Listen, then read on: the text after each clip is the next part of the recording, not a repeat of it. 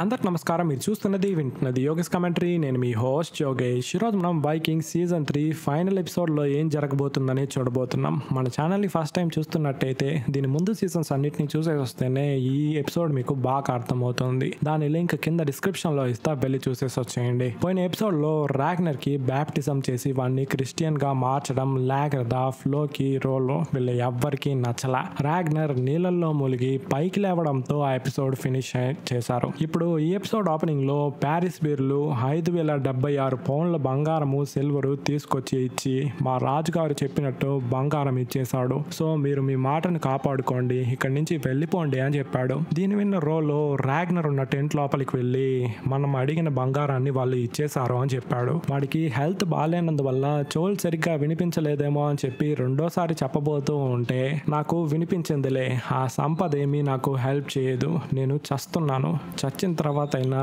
ఆ ఎథల్స్టన్ ని చూస్తానో లేదో తెలీదు అని బాధపడ్డాడు. దాన్ని విన్న రోలో కోపంగా బయటికి వెళ్ళగా ఫ్లోకి, ఆ ఎథల్స్టన్ గాడు మన రాగ్నర్ మైండ్ వాష్ చేసి ఎలా చేశాడో చూసావా, దాని ఫలితాన్ని మనం ఇప్పుడు చూస్తున్నామో అని చెప్తూ ఉన్నప్పుడు లాగర్దా, వాడు క్రిస్టియన్ గా మారింది నేను అసలు జీర్ణించుకోలేకపోతున్నాను. అందుకు రోలో, నేను చూసింది నువ్వు చూసావు కదా, వాడు నీళ్ళలో మునగడం అని అడిగాడు. లాగర్దా, నిన్ను వాళ్ళు బ్యాప్టిజం చేసి క్రిస్టియన్ గా మార్చారు, కానీ నువ్వు మారలేదే. రోలో, నేను ఇష్టపడి ఆ క్రిస్టియాన్ని స్వీకరించలేదు, సో మన దేవుళ్ళు నన్ను బ్యాప్టిజం మ్యాజిక్ నుంచి కాపాడారు. కానీ రాగ్నర్ అలా కాదు, ఆ ఎథల్స్టన్ గాడు వాడి మెయిన్ వాష్ చేసి క్రిస్టియన్ గా మారనిచ్చాడు, ఇప్పుడు వాడు క్రిస్టియన్ గానే మారిపోయాడు అని చెప్పాడు. దీని తర్వాత కాల్ఫ్ అండ్ ఎల్నర్ మాట్లాడుకుంటూ ఉన్నారు. ఎల్నర్, రాగ్నర్ కొంచెం కొంచెంగా చేస్తున్నాడంట, నిజమా అని అడిగాడు. అందుకు కాల్ఫ్, అవును, వాడు కొంచెం కొంచెంగా చేస్తున్నాడు, అలాగే చచ్చిపోతే మంచిది, లేకపోతే ఎవరో ఒకరు వాడిని చంపాలి. మన దేశాన్ని ఒక క్రిస్టియన్ కింగ్ పరిపాలించడమా,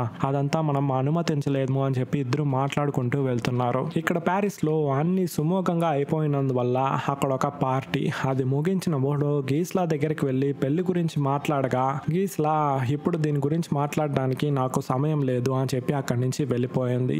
వాడితో మాట్లాడడానికి ఒక అమ్మాయి అక్కడికి వచ్చి, గీస్లా మిమ్మల్ని పట్టించుకోవడం లేదు, నన్ను పెళ్లి చేసుకుంటారా అని ఇలా మాట్లాడుతూ ఉంది. కానీ ఓడో అందుకు ఒప్పుకోలేదు. అక్కడ కింగ్ మాట్లాడుతూ ఉన్నాడు, ఈ సిటీని కాపాడిన విషయాన్ని నా గ్రాండ్ ఫాదర్ వినుంటే చాలా సంతోషించుండేవాడు అని చెప్తూ ఉన్నప్పుడు గీస్లా, వాళ్ళని ఎదిరించి విజయాన్ని సాధించలేదు, కాంప్రమైజ్ అయ్యే ఈ విజయాన్ని సాధించాము, సో దీన్ని విజయం అని చెప్పుకోలేము అని చెప్పింది. అందుకు కింగ్ కోపంగా, ఖచ్చితంగా ఇది విజయమే అని చెప్పి అక్కడి నుంచి వెళ్ళిపోయాడు. దీని తర్వాత ఆ రోజు రాత్రి రాగ్నర్ క్యాంప్ లో హెల్గా దగ్గరికి సారీ అడగడం కోసం ఫ్లోకి అక్కడికి వచ్చాడు. కానీ హెల్గా, నేను నిన్ను అసలు క్షమించలేను అని చెప్పి వెళ్ళిపోయింది. రాగ్నర్ ని చూడడానికి బియాన్ లోపలికి వచ్చాడు. రాగ్నర్, ఒకరోజు ఖచ్చితంగా నువ్వు మన ప్రజలకి కింగ్ అవుతావు, అప్పుడు నువ్వు నీ మైండ్ చెప్పినట్టు విను, మనసు చెప్పినట్టు వినకు అని చెప్పాడు. బియాన్, నాన్న ఇప్పుడు మీరే కింగ్, అలా అంతా మాట్లాడకండి అని చెప్పాడు. రాగ్నర్, అవును, ఇప్పటికీ నేనే కింగ్, రేపు ఇది ఎలా అయినా మారచ్చు కదా,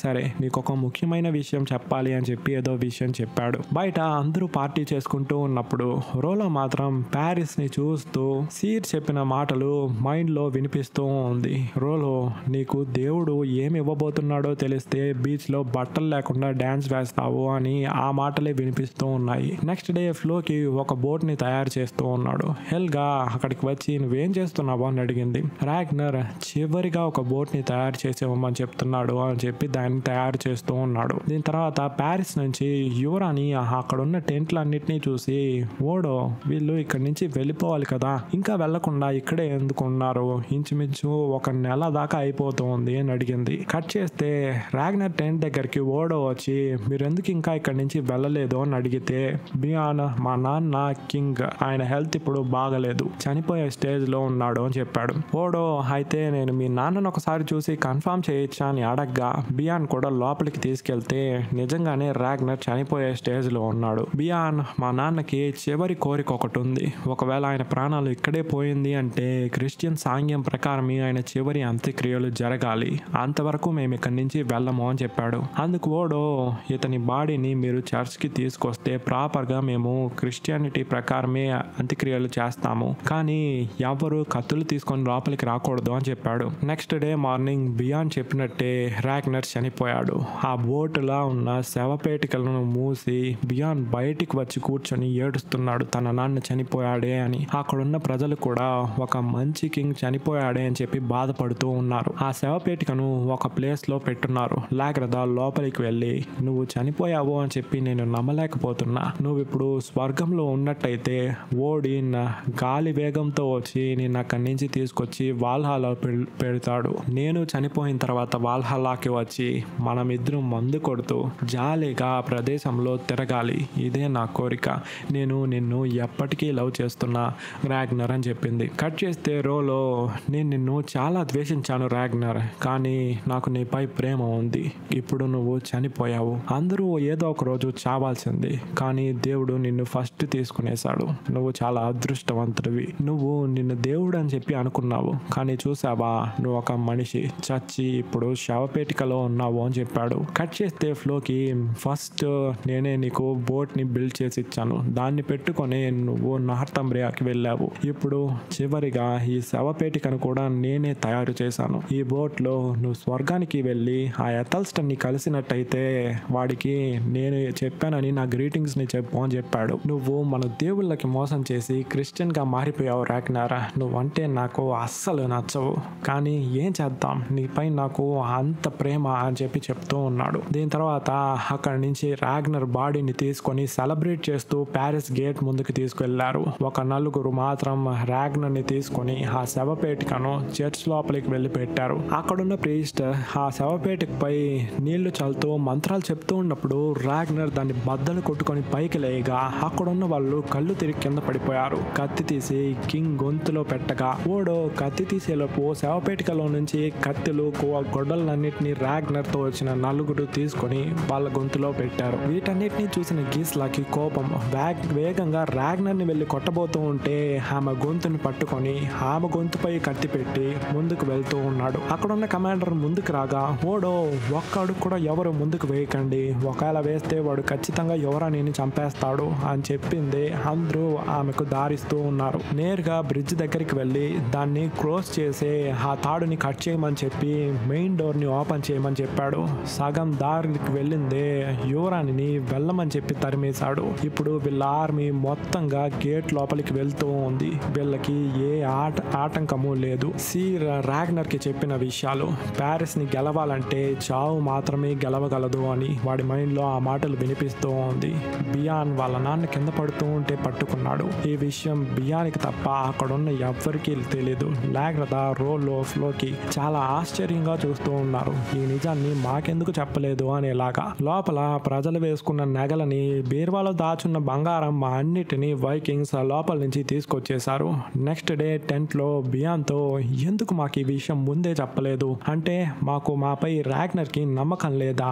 నువ్వైనా మాకు ముందే చెప్పుండొచ్చు కదా అని లాగ్రదా అడిగింది. అందుకు బియాన్, మా నాన్న చెప్పిందే నేను చేశా. ఇక్కడ ఆయనే కదా కింగ్, ఆయన చెప్పినట్టు ప్యారిస్ ని గెలిచాడు. ఇప్పుడు మన దగ్గర చాలా సంపద ఉంది. రేపే మనం బయలుదేరబోతున్నాం. కానీ నెక్స్ట్ సంవత్సరం కూడా ఇక్కడికి రావాలంటే ఇక్కడ ఎవరో ఒకరు ఉండాలి అని చెప్పాడు. అందుకు ఫ్లోకి, నేను ఇక్కడే ఉంటాను అని చెప్పగా, రోలో, నువ్వు ఇక్కడ ఉండడానికి ఏ కారణము లేదు ఫ్లోకి, నేను ఇక్కడ ఉంటాను అని చెప్పాడు. బియాన్, మరి మీరిక్కడ ఉండడానికి ఏంటి కారణం ఉంది అని అడిగాడు. రోలో దగ్గర సమాధానమే లేదు. బియాన్ రోలోపై ఉన్న నమ్మకంతో, సరే అంకుల్ మీరు ఇక్కడే ఉండండి, ఏంతో పాటు ఎవరుంటారు అని అడిగాడు. కాల్ఫ్ అండ్ ఎయిలర్, మేము రోలోతో పాటు ఉంటాము అని చెప్పి రోలో పక్కకి వెళ్తున్నారు. ఇక్కడ కోటలో ఈ ప్యారిస్ లో ఉన్న అన్ని విషయాలు వాళ్ళు తీసుకెళ్లిపోయారు. ఇక్కడ ఇంక ఏముంది అని చెప్పి ఏడుస్తూ ఉన్నాడు కింగ్.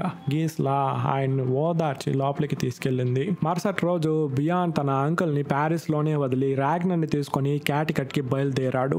రోలో ప్యారిస్ లోనే ఉంటున్నాడన్న విషయం రాగ్నర్ కి తెలియదు. బియాన్ ఆయనతో చెప్పలేదు. వీళ్ళు వెళ్ళడం రోలో చూస్తూ ఉన్నాడు. ఈ విషయం కింగ్ చౌకి వెళ్ళింది. డిన్నర్ తింటూ ఉన్నప్పుడు గీస్లాకి చెప్పాడు. గీస్లా, అయితే సగం మంది వెళ్ళిపోయారు అంటే వాళ్ళ బలం తగ్గిపోతుంది కదా, ఎందుకు వాళ్ళు వెళ్ళారు అని అడిగింది. అందుకు కింగ్, వాళ్ళు మళ్ళీ ఇక్కడికి వస్తారు, మళ్ళీ వచ్చేటప్పుడు ఒక పెద్ద ఆర్మీని తీసుకొస్తారు అని చెప్పాడు. గీస్లా, అయితే మీరు మీ తమ్ముడిని హెల్ప్ అడగండి, ఆయన ఆర్మీ వస్తే వాళ్ళని ఈజీగా ఓడించొచ్చు అని చెప్పింది. కింగ్ కోపంగా, కుదరదు, వాడిని హెల్ప్ అడగడం నాకే అవమానం, అందరూ బయటికి వెళ్ళండి అని చెప్పి తన కూతురుతో తనిగా మాట్లాడుతూ ఉన్నాడు. ప్యారిస్ ని ఆ వైకింగ్స్ దగ్గర సరెండర్ చేయడం నేను అస్సలు అనుమతించను. అందుకు గీస్లా, అయితే వాళ్ళు నెక్స్ట్ టైం వచ్చేటప్పుడు మన దగ్గర ఒక పెద్ద ఆర్మీ ఉంది, ఉండాలి. పెద్ద ఆర్మీ కావాలంటే మన దగ్గర సంపద చాలా ఉండాలి, దాన్ని ఖర్చు పెట్టాలి అని చెప్పింది. కింగ్ నా దగ్గర ఉన్న సంపదల్లోనే చాలా అమూల్యమైనది, దాన్నే నేను ఒక రాజుకి ఇవ్వబోతున్నాను, నిన్ను పెళ్లి చేసి ఇవ్వబోతున్నాను అని చెప్పాడు. దాన్ని విన్న గీస్లా ఇది కౌంట్ ఓడో యొక్క పనే కదా,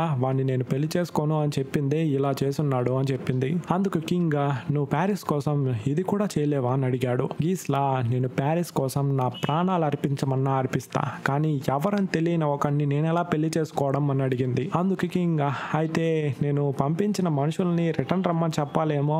గీస్లా నాన్న ఒక్క మాట కూడా నన్ను అడగకుండా మనుషుల్ని ఆ రాజు దగ్గరికి పంపించారా, నేనెలా ఒప్పుకుంటానని మీరు అనుకున్నారు అని అడిగింది. కింగ్ నేను మీ నాన్న, అది చాలదా, ఒక రాజుగా దీన్ని నేను చేస్తున్నాను, నువ్వు వాడికి తల వంచాల్సిందే, నేను చెప్పినట్టు వినాల్సిందే అని కోపంగా చెప్పాడు. అసలు కింగ్ ఎవరి దగ్గరికి మనుషుల్ని పంపించాడు, ఆ కింగ్ ఎవరు అని చూస్తే అది రోలో. ఈ ప్యారిస్ లో ఒక భాగాన్ని నీ పేరు పైకి రాస్తాము, డ్యూక్ అనే ఒక పెద్ద పదవిని ఇచ్చి కింగ్ యొక్క యువరాణైన గీస్లాని నీకు పెళ్లి చేసి ఇస్తాము, ఇందుకు నీకు ఓకేనా అని చెప్పి సిండ్రిక్ అడిగాడు. అందుకు రోలో ఇవన్నీ వాళ్ళు నాకు ఇస్తున్నారంటే నేను ఏదో ఒకటి వాళ్ళకి రిటర్న్ లో ఇవ్వాలి కదా, అదేంటి అని అడిగాడు. అందుకు వాళ్ళు ఇక్కడి నుంచి వెళ్ళిన నీ బ్రదర్ అయిన రాగ్నర్ మళ్ళీ ఇక్కడికి వచ్చేటప్పుడు వాళ్ళని ఎదిరించి నువ్వు యుద్ధం చేయాలి అని చెప్పాడు. సో రోలో ఖచ్చితంగా దీనికంతా ఒప్పుకోడు అని మనం అనుకుంటే అందుకు ఒప్పుకొని కోట లోపలికి వెళ్ళాడు. కింగ్ కూడా వాడిని వెల్కమ్ చేశాడు. వెంటనే గీస్లా పైకి లేసి నేను వీళ్ళలాంటి ఒకరిని అస్సలు పెళ్లి చేసుకోను, వాడొక బీస్ట్, వాడి చేతులు నా పై పడిన నెక్స్ట్ సెకండ్ నన్ను నేను కాల్చుకొని చచ్చిపోతాను, వాడొక వైకింగ్ కాబట్టి ఖచ్చితంగా ఆత్మే ఉండదు, ఆత్మ లేని ఒక మృగాన్ని నేను పెళ్లి చేసుకోను అని చెప్పి కూర్చునింది. రోలోకి ఆమె మాట్లాడే భాష అస్సలు అర్థం కాల. ఈ సీనరీకి ఎంత పెద్ద డైలాగ్ ని ఎలా ట్రాన్స్లేట్ చేసేది అని చెప్పి దిక్కులు చూస్తూ ఉన్నాడు. రోలో ముందుకు వచ్చి వాళ్ళ భాషలోనే హలో అని చెప్పి నవ్వుతున్నాడు. కింగ్ కూడా వాడికి హలో చెప్తున్నాడు. వాడిని ఎంత తిట్టిందని చెప్పి వాడికి తెలియలే. ఈ రోలో గాడు అస్సలు మారడు అనుకుంటా. ఫస్ట్ సీజన్ లో హెల్బాగ్ మాట విని వాడితో జాయిన్ అయ్యి రాగ్నర్ ని ఎదిరించాడు, ఇప్పుడు వీళ్ళతో జాయిన్ అవుతున్నాడు. వీడి గురించి మీ అభిప్రాయం ఏంటని కామెంట్ లో చెప్పండి. ఇక్కడ షిప్ లో రాగ్నర్ ఫ్లోకీని కళ్ళార్పకుండా చూస్తూ ఉన్నాడు. ఫ్లోకి రాగ్నర్ దగ్గరికి రాగా నువ్వే కదా హెథల్స్టన్ ని చంపింది అని అడిగాడు. రాగ్నర్ కి ఎలా ఈ విషయం తెలిసిందని మనకి తెలియలే. ఇక్కడితో ఈ సీజన్ ఫినిష్ అయింది. రాగ్నర్ చనిపోయాడని చెప్పి ఇక్కడ ఎంతమంది అనుకున్నారో హ్యాండ్స్ ని రైస్ చేయండి. అనుకున్న వాళ్ళకి ఆ సీన్ ఖచ్చితంగా గూస్ బంప్స్ ఇచ్చే ఉంటుంది. ఓకే, ఈ సీజన్ 3ని చాలా ఫాస్ట్ గా అప్లోడ్ చేశాను. అలాగే సీజన్ 4, 5 and 6 కూడా వరుసగా వస్తాయి. మే లోపు ఖచ్చితంగా ఈ వైకింగ్ ని కంప్లీట్ చేసేసి హౌస్ ఆఫ్ ది డ్రాగన్ ని స్టార్ట్ చేసేస్తాము. రేపు సీజన్ 4 ఎపిసోడ్ 1 6 PM కి షార్ప్ గా వచ్చేస్తుంది. ఆ వీడియోలో నా వాయిస్ మీరు వినేంత వరకు లాట్స్ ఆఫ్ లవ్. టాటా.